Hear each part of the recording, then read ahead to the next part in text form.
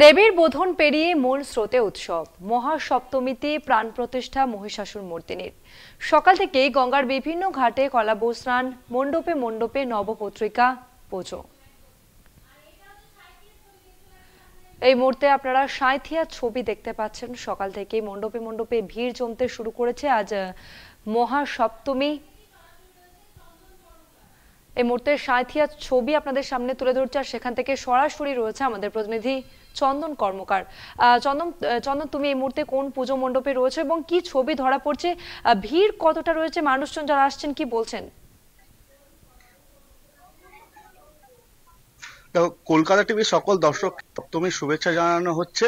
এই মুহূর্তে আমরা এসে উপস্থিত হয়েছি সাঁইথিয়ার জয়তু সুভাষ গোষ্ঠীর পুজো।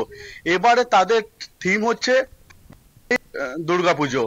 এই মুহূর্তে তুমি দেখতেই পাচ্ছ সপ্তমী সকাল থেকে ভিড় করছে এই জয়তু সুভাষ গোষ্ঠীতে।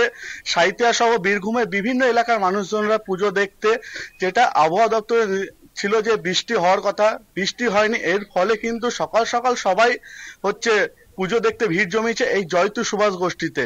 আর এই জয়তু সুভাষ গোষ্ঠীতে এবারে তারা হচ্ছে বিভিন্ন রাজবাড়ি থেকে শুরু করে পৌরাণিক কাহিনী তা তুলে ধরেছে। এই মুহূর্তে জয়তু সুভাষ গোষ্ঠীর একজন কি এই থিম কেন দুর্গাপুজো একদম থেকে ইতিহাসে পাওয়া যায় কিভাবে দুর্গাপুজো বাংলাতে চালু হয়েছিল।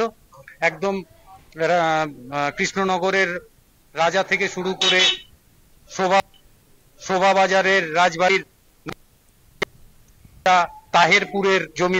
তাহেরপুরের জমিদার আজ থেকে অতদিন আগে 8.5 লক্ষ টাকা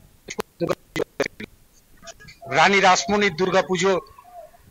তারপরে আছে বেলুর মঠের 1901 সালে বেলুর মঠে যে দুর্গাপুজো হয়েছিল সেই দুর্গাপুজো বসে ইংরেজদের সাথে মানে করেছিলেন উনি সেই পুজো। এবং গুপ্তিপাড়ার প্রথম যে বারোয়ারি দুর্গাপুজো হয়েছিল, 12 জন ব্রাহ্মণ মিলে তারা ঠিক নিজেরা চাঁদা করে দুর্গাপুজো করব, সেই 12 জন ইয়ার থেকে বারোয়ারি কথাটা এসছে।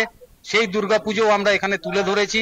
এবং এই দুর্গাপুজোর জন্য বাঙালির এই যে এত ভাবে চারিদিকে দুর্গাপুজো, এটার জন্য যার কৃতিত্ব আমরা অস্বীকার করতে পারি না, তিনি হচ্ছেন কৃষ্ণনগরের রাজা দুর্গাপুজো।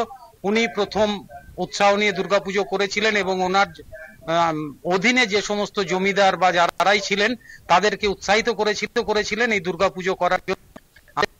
এই বছরের সেই ভাবনাকে তুলে ধরা হয়েছে বাঙালির দুর্গাপুজো। কেন হঠাৎ করে এই ভাবনা? এই জন্য যে বাঙালি এখন আপনারা দেখছেন টিভিতে বা আপনাদের নিউজ চ্যানেলেও আমরা দেখেছি, বাঙালি যদি বাইরে কোথাও থাকছে তাহলে তাদেরকে পরিযায়ী শ্রমিক যারা যাচ্ছে তাদেরকে রোহিঙ্গা বা বাংলাদেশের লোক বলে তাদেরকে অপমান করা হচ্ছে, তাদের উপর অত্যাচার হচ্ছে। আমরা সেই বাঙালিরা যারা এই, এবং একটা প্রচারও হয়েছিল মাঝখানে যে বাংলায় নাকি দুর্গাপুজো হয় না। তো সেই কবে থেকে করছে, কিভাবে করছে, সেটা তুলে ধরার জন্য আমাদের এই থিম। দেখো পুরোটাই শুনতে পেলে হচ্ছে তারা পুরনো যে দুর্গাপুজো যখন থেকে বিভিন্ন রাজবাড়ি থেকে শুরু করে এবং যে বিভিন্ন সময় হচ্ছে রাজনৈতিক ভাবেও কথাবার্তা হয় যে বাংলায় দুর্গাপুজো হয় না, সেই বার্তাটাও তারা দিতে চাইছে যে না, বাংলায় দুর্গাপুজো হয় এবং সমস্ত রীতিনীতি মেনে এই দুর্গাপুজো। একেবারে চন্দন, অর্থাৎ সেই পুজোর জন্যই এই থিম রাখা হয়েছে। ধন্যবাদ তোমাকে চন্দন।